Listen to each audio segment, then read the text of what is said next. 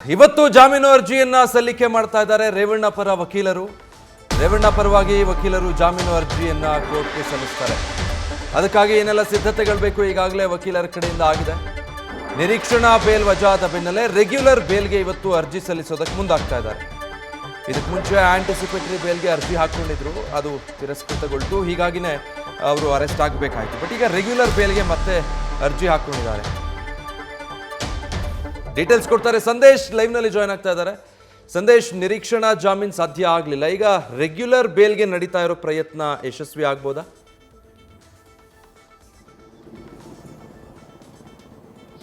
ವಿಜಯ್, ಇಲ್ಲಿ ಈಗಾಗಲೇ ಈ ಪ್ರಕರಣಕ್ಕೆ ಸಂಬಂಧಪಟ್ಟಂತೆ ಮೊದಲು ನಿರೀಕ್ಷಣಾ ಜಾಮೀನನ್ನ ಅಂದ್ರೆ ಅರೆಸ್ಟ್ ಮಾಡೋಕ್ಕೂ ಮುನ್ನ ನಿರೀಕ್ಷಣಾ ಜಾಮೀನಿನ ಅರ್ಜಿಯನ್ನ ಸಲ್ಲಿಸಿದ್ರು. ಆದ್ರೆ ನಿರೀಕ್ಷಣಾ ಜಾಮೀನಿನ ಅರ್ಜಿ ಯಾವಾಗ ವಜಾ ಆಗುತ್ತೋ ಅದಾದ ಬಳಿಕ ಎಚ್ ಡಿ ರೇವಣ್ಣ ಅವರನ್ನ SIT ಅಧಿಕಾರಿಗಳು ಬಂಧಿಸಿದ್ರು. ಈಗ ಸದ್ಯ SIT ಅಧಿಕಾರಿಗಳು ಅವರನ್ನ ಕಸ್ಟಡಿಗೆ ಪಡೆದು ವಿಚಾರಣೆಯನ್ನ ಮಾಡ್ತಾ ಇರೋದ್ರಿಂದ, ಈಗಾಗಲೇ ಅರೆಸ್ಟ್ ಆಗಿರೋದ್ರಿಂದ ರೆಗ್ಯುಲರ್ ಬೇಲ್ಗೆ ಮತ್ತೆ ಅಪ್ಲಿಕೇಶನ್ ಅನ್ನ ಹಾಕಬೇಕಾಗುತ್ತೆ. ಆ ಹಿನ್ನೆಲೆಯಲ್ಲಿ ಜನಪ್ರತಿನಿಧಿಗಳ ನ್ಯಾಯಾಲಯಕ್ಕೆ ಇವತ್ತು ರೇವಣ್ಣ ಪರ ವಕೀಲರು ರೆಗ್ಯುಲರ್ ಬೇಲ್ಗೆ ಅರ್ಜಿಯನ್ನ ಸಲ್ಲಿಸುವಂತ ಸಾಧ್ಯತೆ ಇರುವಂತದ್ದು. ಹಾಗಾಗಿ ಈಗ ಜಾಮೀನಿಗೆ ಅರ್ಜಿಯನ್ನ ಸಲ್ಲಿಸಿದ್ರು ಕೂಡ ಎಲ್ಲೋ ಒಂದ್ ಕಡೆ ಕಸ್ಟಡಿಯಲ್ಲಿ ಈಗಾಗಲೇ ಎಚ್ ಡಿ ರೇವಣ್ಣ ಅವರು ಇರೋದ್ರಿಂದ, ಅಂದ್ರೆ 4 ದಿನಗಳ ಕಾಲ ಕಸ್ಟಡಿಯಲ್ಲಿ ಇರೋದ್ರಿಂದ ಈಗ ವಿಚಾರಣೆಯನ್ನ ಮಾಡಬೇಕಾಗುತ್ತೆ. ಅಂದ್ರೆ SIT ಅಧಿಕಾರಿಗಳು ಅವರ ವಿಚಾರಣೆಯನ್ನ ಮಾಡಬೇಕು, ಜೊತೆಗೆ ಅವರ ಸ್ಟೇಟ್ಮೆಂಟ್ ಅನ್ನ ಪಡೆದುಕೊಳ್ಬೇಕು ಅನ್ನೋ ಕಾರಣಕ್ಕಾಗಿ ಈಗಾಗಲೇ ಅವರನ್ನ ರಿಮ್ಯಾಂಡ್ ಅರ್ಜಿಯನ್ನ ಸಲ್ಲಿಸಿ ಅವರನ್ನ ಮತ್ತೆ ಕಸ್ಟಡಿಗೆ ಪಡೆದುಕೊಂಡಿದ್ದಾರೆ. ಹಾಗಾಗಿ ಅವರ ಹೇಳಿಕೆಗಳು ತುಂಬಾ ಕ್ರೂಷಿಯಲ್ ಇರೋದ್ರಿಂದ ಈ ಪ್ರಕರಣದಲ್ಲಿ 4 ದಿನಗಳ ಕಾಲ ಕಸ್ಟಡಿ ಅಂತ್ಯ ಆಗೋವರೆಗೂ ಕೂಡ, ಅಥವಾ ಅವರ ವಿಚಾರಣೆ ಅಂತ್ಯ ಆಗೋವರೆಗೂ ಕೂಡ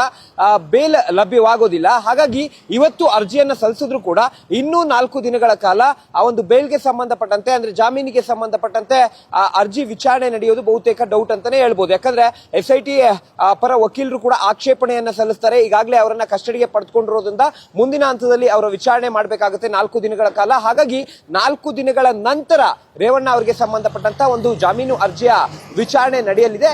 ಜೊತೆಗೆ ಅವರು ಜಾಮೀನು ಮಂಜೂರಾಗಬೇಕು ಅಂದ್ರೂ ಕೂಡ ಈ 4 ದಿನಗಳ ನಂತರ ವಿಚಾರಣೆಯನ್ನ ಮಾಡಿ ನ್ಯಾಯಾಧೀಶರು ಆದೇಶವನ್ನ ನೀಡಲಿದ್ದಾರೆ. Vijay, thank you Sandesh. News first, ನಿರ್ಭೀತಿಯಿಂದ ನಿಮ್ಮ ಪರವಾಗಿ.